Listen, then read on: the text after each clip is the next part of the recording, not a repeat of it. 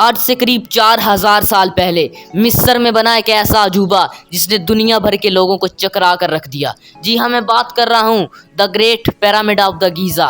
ये एक ऐसा अजूबा है जिसमें 27 लाख से ज़्यादा पत्थरों का इस्तेमाल किया गया है। लेकिन हैरानी की बात तो ये है कि जिस जगह इस पिरामिड को बनाया गया उस जगह कोई पहाड़ ही नहीं।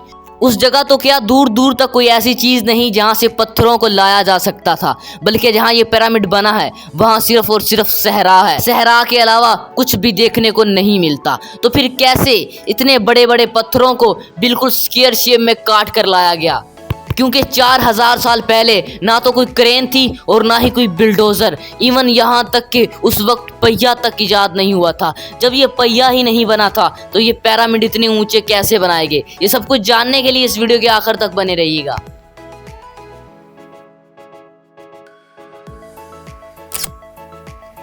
खुशामदीद दोस्तों, आज से करीब 4500 साल पहले तकरीबन 2630 कबल अज़ मसीह में the great pyramid of the Giza बनाया गया। यहाँ मिस्र के फिरौनों की हनूतशुदा लाशों को रखा जाता था, लेकिन आज तक इससे कोई ऐसी लाश मिली नहीं। एक बात मैं क्लियर करता चलूं कि यहाँ सिर्फ एक पिरामिड नहीं बल्कि 3 और भी देखने को मिले। इसमें सबसे पहले वाला खाफरू का पिरामिड कहलाता है और सबसे बड़ा the great pyramid of the Giza Khufu के नाम से मशहूर है। और आखिरी पिरामिड जिसे मेनकानक्रो का पिरामिड कहा जाता है। यही नहीं दोस्तों, बल्कि यहाँ ये सिर्फ 3 पिरामिड नहीं बल्कि करीब 118 पिरामिड हैं पूरे मिस्र में, लेकिन कोई भी अपनी असली हालत में मौजूद नहीं। यही 3 पिरामिड ऐसे पिरामिड हैं जो काफ़ी हद तक सही है। और ये पिरामिड तकरीबन 137 मीटर यानी 450 फीट ऊंचा है।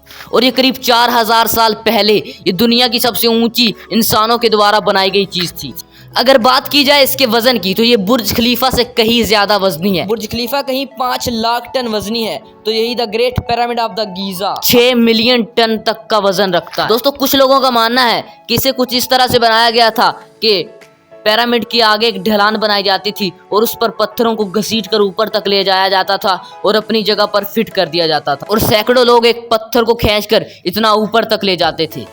और ये काम उस वक्त कोई आसान काम नहीं था, बल्कि ये बहुत ज्यादा मुश्किल काम, क्योंकि उस वक्त कोई ऐसी टेक्नोलॉजी नहीं थी। लेकिन आखिर में आपको पता चलेगा कि ये इजिप्शियन लोग तो हमसे भी ज्यादा जदीद थे। बेसिकली ये काम बहुत ही ज्यादा मुश्किल है। तो आप लोग ये जरूर सोच रहे होंगे कि उस वक्त जो great pyramid of the Giza को बना रहे थे उन्हें बहुत ज्यादा सजा दी जाती थी और जबरदस्ती उनसे ये काम करवाया जाता था या गरीब शहरियों को पकड़कर यहाँ लाया जाता था। लेकिन ऐसा बिल्कुल नहीं है। जिन्होंने इन पिरामिड्स को बनाया था वो बहुत ही ज्यादा हुनरमंद थे और उनकी तादाद करीब 20 लाख से ज्यादा थी और उनका ख्याल दूसरे शहरियों से ज्यादा रखा जाता था।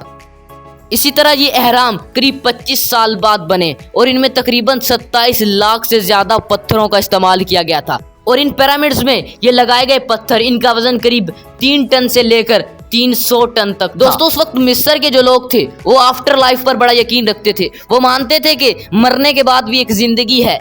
यही वजह है कि वहाँ के बादशाह अपनी ज़िंदगी में ही ये काम शुरू कर देते थे। अपनी ज़िंदगी में ही वो पिरामिड्स बना लेते थे। इसी वजह से वो इन पिरामिड में बहुत सारा सोना, बहुत सारा खाने पीने का सामान रखवाया करते थे और बहुत सारी ऐसी चीज़ें रखवाया करते थे। उनका मानना था कि ये दूसरी ज़िंदगी में उन्हें सर्वाइव करने के लिए काफ़ी ज़्यादा काम आ सकती हैं। यही वजह थी कि वो इन अहरामों में काफ़ी ज़्यादा सोना रखा करते थे।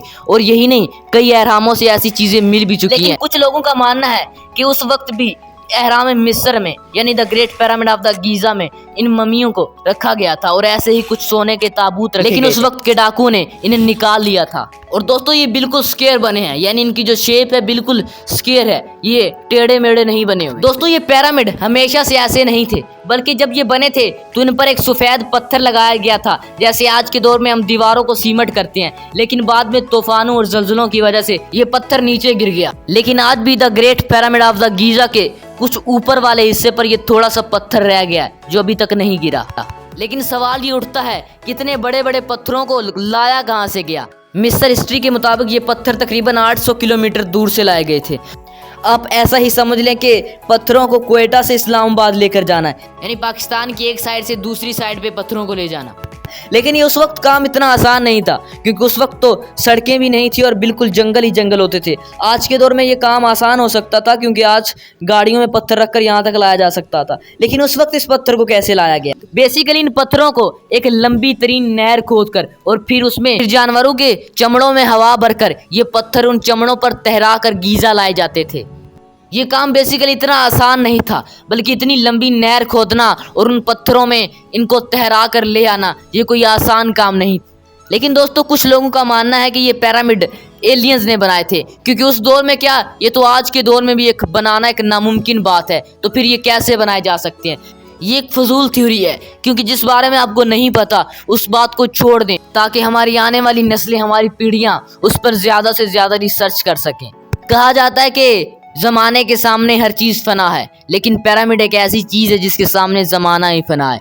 तो माजी को जानकर हाल में जिए, और वो भी जिंदा कौमों की तरह, और यही जीने का हक है। अगर वीडियो पसंद आई है तो वीडियो को लाइक करके चैनल को सब्सक्राइब कर दें। तो मिलते हैं किसी अगली वीडियो में, तब तक के लिए अल्लाह हाफिज़।